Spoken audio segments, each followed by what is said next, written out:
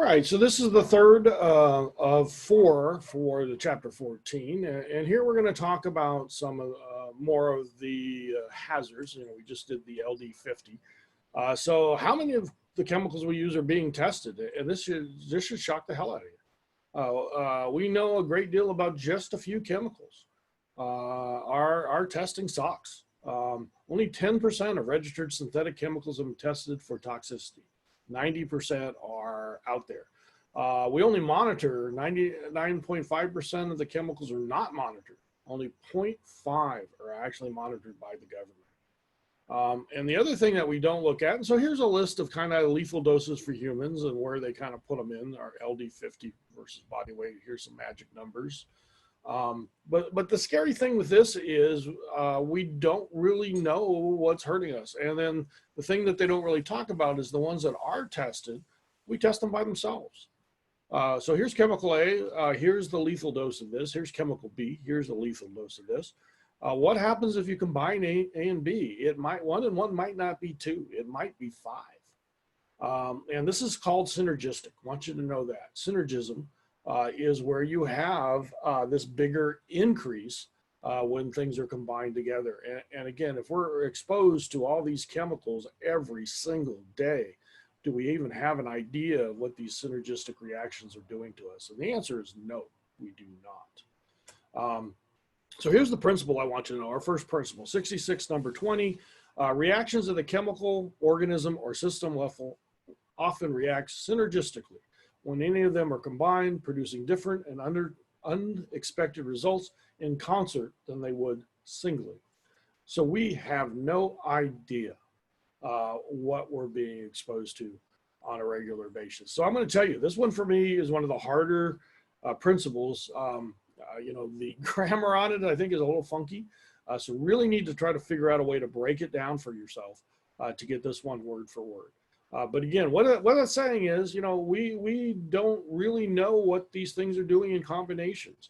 And a lot of times, again, they work quite a bit different than we expect when we're mixing them. To give you an example, Agent Orange. I don't know, you know, as we get farther away from the Vietnam War, I'm not sure people know about that, but Agent Orange was sprayed on the jungles.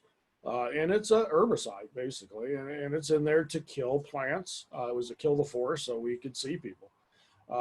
And it's made up of two herbicides, 2,4-D and 2,4,5-T. And you used to be able to, you can't anymore, you used to be able to actually buy both of those chemicals at Home Depot. They were two different herbicides you could use in your yard. You could go down to Home Depot, mix it up, and you would have Agent Orange. And that was sprayed on our troops, and many people had all kinds of health problems from it. So it's a very scary thing. And then you could be downwind from two neighbors. One's using one, another neighbor's using the other, and you live down from that. The wind blows, and you're getting Agent Orange coming across your property. So you should be very concerned.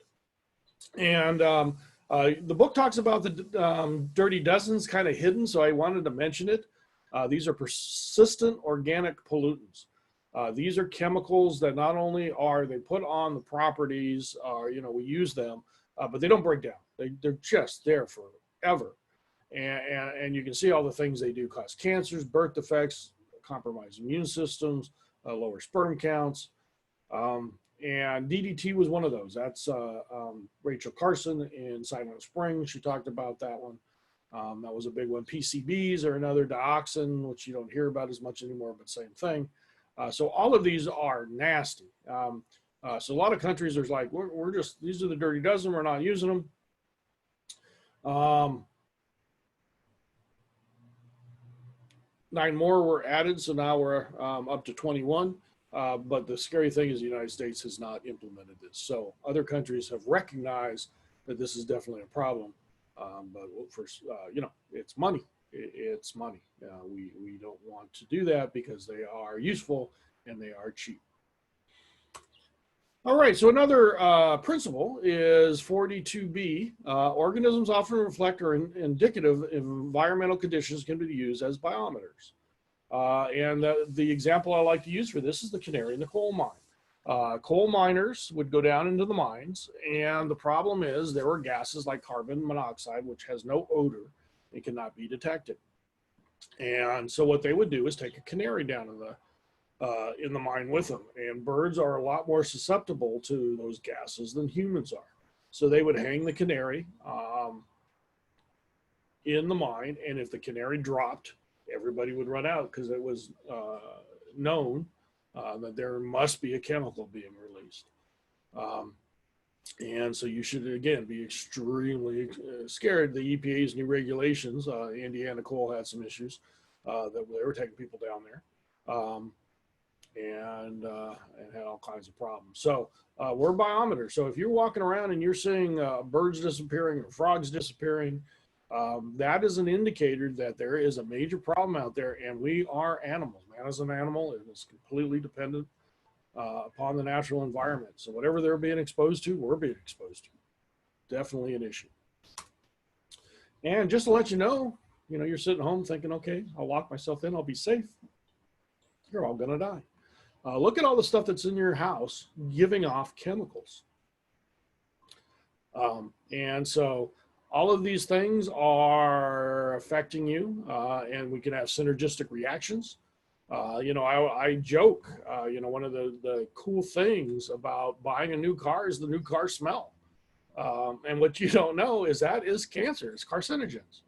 That is fumes given off by the plastics, by the chemicals. And you buy a new car, and what you do is you sit in it with the windows closed and you just breathe that in. It's, oh, this, and you yell at your friends for rolling down the window because you're letting out the new car smell. Matter of fact, you go to the car wash and they can spray a new car smell for you. We don't realize that those are extremely nasty. So we have this thing called the precautionary principle. And it's not what we do, it's what we should do. Right now, when chemicals are made, it is then, once the chemicals are released, we test them to see if they're safe, and if they're not, the idea is then you take them off the market. That's stupid. What we should do is the opposite, and other countries do this. You can't put a chemical or a new product out there until you prove it's safe. You have to do a scientific testing, and you have to prove that it's safe before we'll let you use it. And the idea then is if the stuff that's on the market, and if we're not sure, we should pull it. We should stop using it and find something safer. And we unfortunately don't do this. We are money driven. And so we are in trouble. All right, what is the greatest health risk? I do want you to know that. And it's a question on the study guide. The top 4 is listed there, but the top 1 is poverty. Being poor sucks, and some of you are like, hey, that's me. But it typically means you're in bad health to begin with. It means that you have improper diet, you don't have access to proper food, clean water, hygiene. All those things are a problem.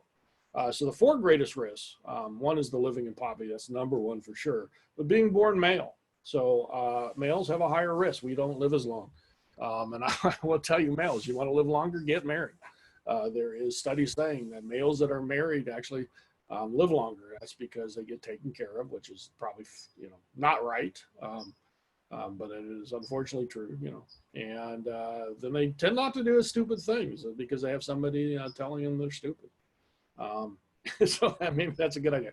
Ladies, I have bad news for you. If you get married, it actually lowers your lifespan, taking care of idiots like us. So smoking is number 3, and then being overweight is number 4.